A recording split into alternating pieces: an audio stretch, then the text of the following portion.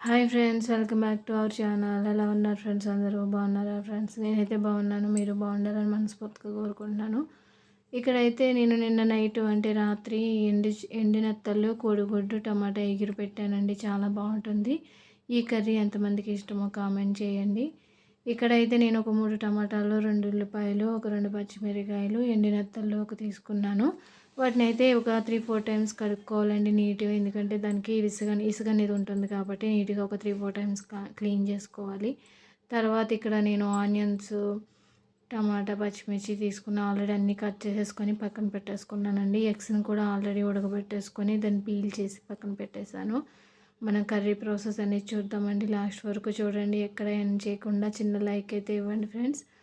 తర్వాత ఇక్కడ మనం ఒక 5, 6 స్పూన్లు ఆయిల్ అనేది వేసి దాంట్లో కొంచెం పసుపు వేసుకొని మనం ఎగ్స్ అనేది దీంట్లో వేసుకోవాలి. ఎగ్స్ బాగా ఫ్రై అయ్యేదాకా కూడా మనం ఫ్రై చేసుకోవాలి. మీకు మరీ ఎక్కువ ఫ్రై కావాలి, మంచి కలర్లో అనుకుంటే కొంచెం దీంట్లో కారం కూడా యూజ్ చేయొచ్చండి.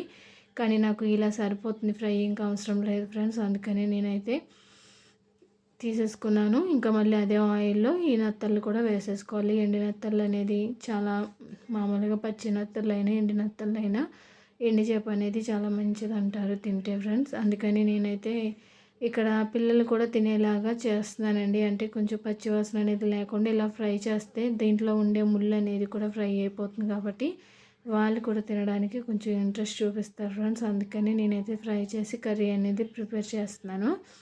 తర్వాత మనం ఫ్రై అయిన తర్వాత నత్తలు ఫ్రై అయిన తర్వాత ఇంకా అదే ఆయిల్ కొంచెం ఎక్కువగానే తీసుకున్నాను కాబట్టి ఇంకా మళ్ళీ మనం ఆయిల్ వేయాల్సిన అవసరం లేదండి. అదే ఆయిల్లో ఇక్కడ ఆనియన్స్, పచ్చిమిర్చి అయితే యాడ్ చేసుకున్నాను. ఇవి కొంచెం ఫ్రై అయ్యేదాకా మనం కొంచెం సేపు ఫ్రై చేసుకోవాలి.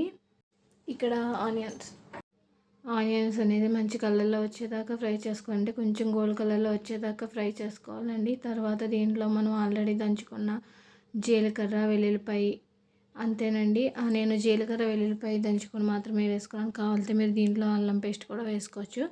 అది కొంచెం పచ్చివాసన పోయేదాకా ఫ్రై చేసిన తర్వాత టమాటా కూడా నేను వేసేసానండి. మనకి 2 కూడా ముందుగా వేసేస్తే కొంచెం తొందరగా కుక్ అవుతాయి కాబట్టి, అంటే బాగా ఫ్రై అవుతాయి కాబట్టి టమాటాలు కూడా ఉల్లిపాయ కలిసి మగ్గిపోతాయి కాబట్టి నేనైతే టమాటాలు కూడా వేసేసానండి. ఇక్కడ చూసారండి, మనకి చాలా చక్కగా మగ్గిపోయింది.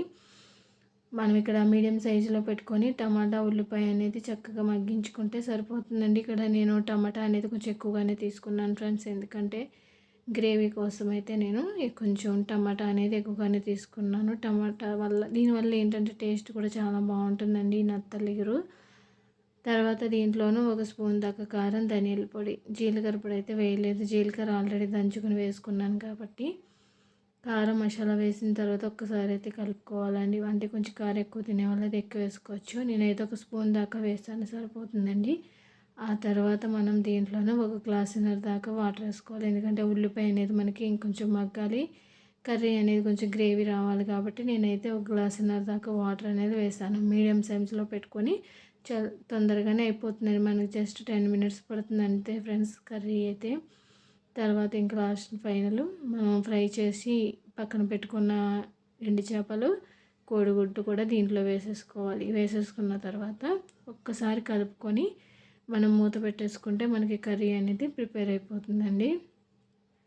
చూసారా ఫ్రెండ్స్, చాలా దగ్గరగా ఎగరబెట్టేసాను కర్రీ అనేది. కావాలంటే మీరు దీంట్లో చింతపండు పులుపు కూడా వేసుకోవచ్చు, కానీ నేనైతే టమాటా వేసాను కాబట్టి చింతపండు పులుపు అనేది యాడ్ చేయలేదు.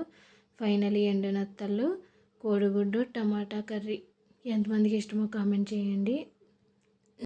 వేడి వేడి రైస్లోకి తింటే చాలా బాగుంటుందండి. నేను చేసిన ఈ కోడిగుడ్డు, ఎండినత్తలు కర్రీ అయితే ఎలా ఉందో ఖచ్చితంగా కామెంట్ చేయండి, లైక్ చేయండి, షేర్ చేయండి. Okay friends, bye.